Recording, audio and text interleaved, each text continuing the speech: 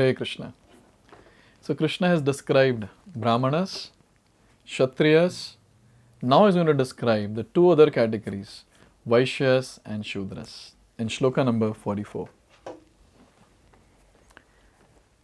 Krishi Gorakshya Vanijyam Vaishyakarma Swabhavajam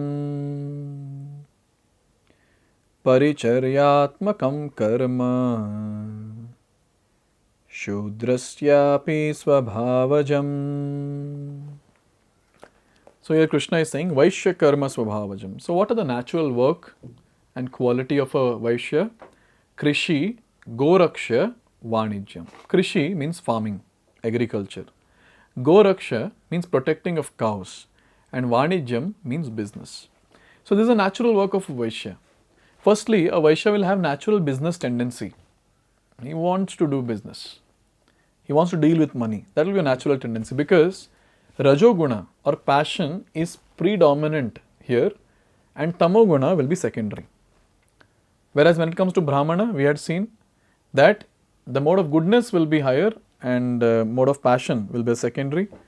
For Kshatriyas, mode of passion will be higher, predominating, and mode of goodness will be secondary.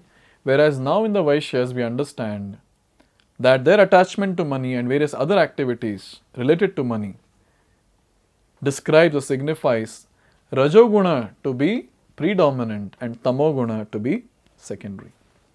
So now what all things that these people do? Agriculture.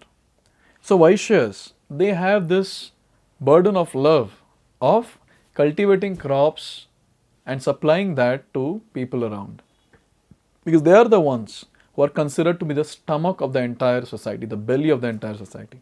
So they take care of everyone's belly because they are the ones who produce various food grains and various eatables for that matter. Krishi, Goraksha. This is a very, very important activity of a Vaishya. He is supposed to protect the cows because cows are considered in Shastra to be very, very important in the society. Previously, the wealth of a person was determined by the land and the number of cows that he had. So cows, they are considered to be the mother because their milk is drunk by people and the nourishment is provided by the cows through their milk. So it's very important to note that cows should be always protected and Vaishyas do that. They protect the cows. Now unfortunately the cows are cut, they are slaughtered and their meat is now eaten in various forms. They call it as beef. So this is very, very, very sinful. We need to understand. So cow protection is something which has to be given priority. And as much as possible, we should do Go Seva in whatever way possible. Now when he does agriculture, the Vaishya, when he does agriculture and a lot of food grains are there, any agricultural products are there, he uses for himself and then whatever remains extra, surplus, that he trades. So this is the business that he does. That is called as Vanijyam or business or trade. Another thing that he does is he gives loan because he will have a lot of money, then he can give loan also. And he is the person who will pay tax. So the Vaishyas are expected to pay tax and who will collect the tax? The Kshatriyas will collect the tax. Now this is the nature and the activities of a Vaishya. Now what about Shudra? Here it is given. Shudrasyapi Swabhavajam. The nature and quality of a Shudra is Paricharyatmakam Karma. So what a Shudra will do is, a Shudra will labor and serve whom? The first three class. Brahmana, Kshatriya and Vaishya. So he will serve them in whatever menial way possible.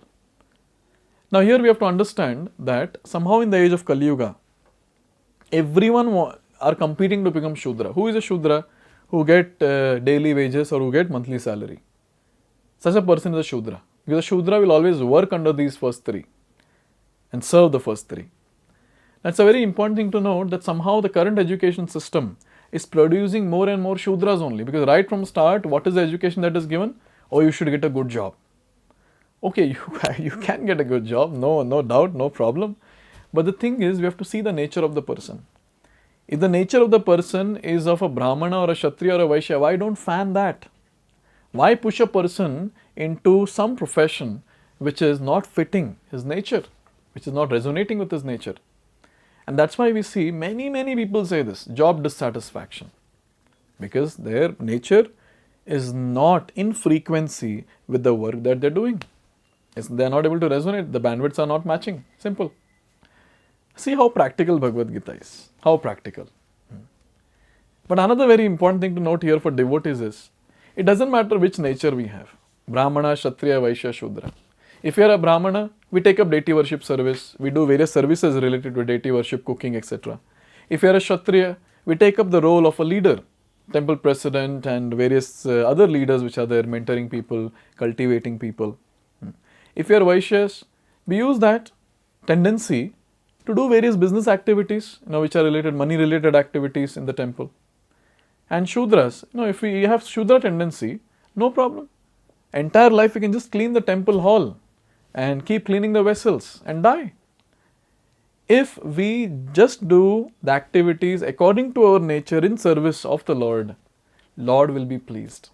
Because in Lord's vision, all the four categories are equal, because finally all of them are His part and parcel. There is no service which is higher and no lower. All the services which are there, those are on equal platform. Brahmana worshipping the deity in the altar and a Shudra cleaning the temple hall, both are same. Both are same because both are rendering service according to their nature. So we have to be peaceful understanding that whatever service I am rendering is according to my nature, according to my capacity. So I shouldn't get agitated by comparing myself with some other devotee. So that devotee may be able to do those services because he is blessed. His past karma might be good, his body is supporting him, his nature is supporting him. I am not able to do it because I have got a different nature altogether, which I have acquired from past life. So why should I worry so much? And why should I get agitated that I am not able to do that? So this is the key to satisfaction. Understanding one's nature, understanding one's capacity and engaging oneself according to one's nature and capacity in the service of the Lord, for the pleasure of the Lord, that will keep us satisfied, peaceful, happy.